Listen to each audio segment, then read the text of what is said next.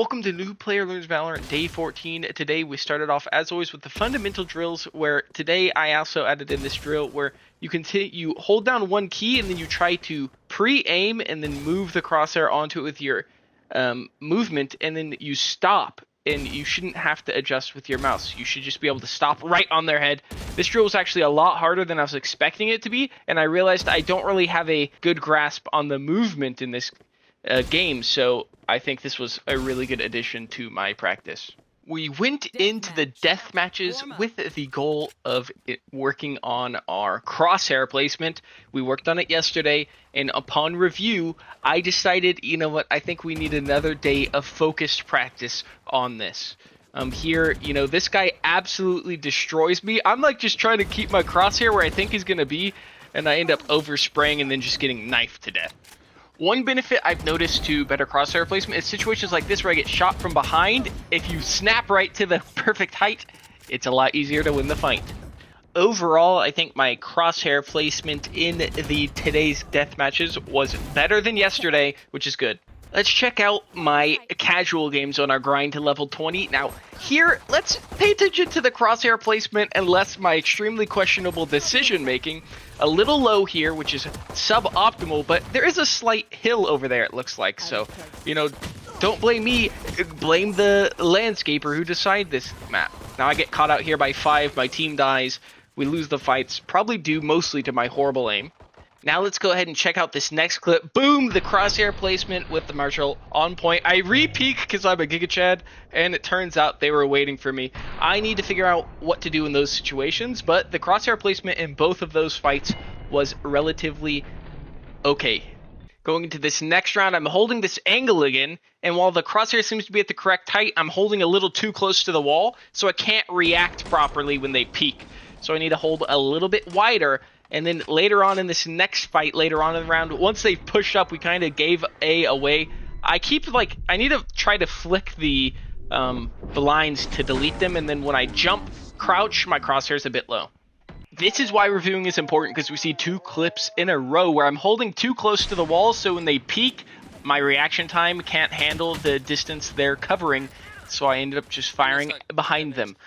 Now, I know there's 2, and I'm re-peeking again, repeating a similar error as before, but now it's a human benchmark test. Whenever this wall drops, who's going to get the kill? Boom, it's me, and then it's them, because they have 2 and I have 1. That's called player advantage. Unlucky. Next, we hopped into game 2, where I'm on Chamber, because I was too slow on the lock-in. I've actually been enjoying Chamber.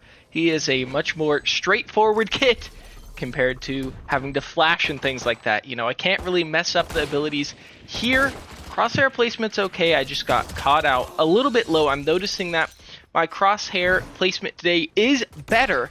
In a lot of cases, I'm actually holding it head height, but here in Icebox, where there's all these ramps and things, I was really struggling and ended up aiming at the body a lot, as well as this unlucky shot with the op where I over micro adjusted to the other side of their skull, so I missed the shot.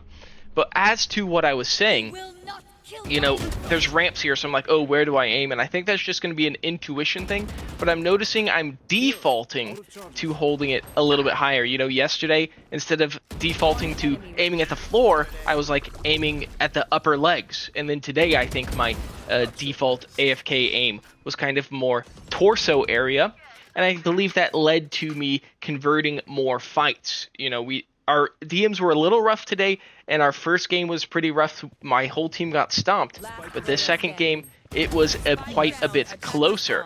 And I feel like I won a lot of fights that I wouldn't have in the past. Here, you know, I was expecting them not to be up. I guess I missed the audio cue on the jet updraft, which led to me not hearing them get up there. Unless there's like a quiet way to get up there. There might be. Then that's just bad game knowledge on my half. Here, I think I know they're up here, so I should be aiming up. Oh, never mind, they were below. I missaw. Here, boom, a little nice headshot, wall bang there. And then here, I'm aiming at the chest level again. Get it up. He's up a ramp. Aim higher, higher. Unlucky. If only I could communicate with myself. Also, I like Chamber because it gets me some op practice. I missed my first 2 shots, the one earlier and that one. But then here we are back, boom, we redeemed ourselves, getting a couple of kills here and converting the round. Now, the nice thing about the op is my default aim position, at least right now, is kind of good for it, because I've been aiming at the head. I get wall banged there. Didn't even know I could get wall banged there. That's another, game sense issue. I really like this, verticality teleport I could do here. It ended up getting me a lot of kills, and you'll see here, nobody expects it. I mean, they should, because we have a jet, so I think she could probably dash up here.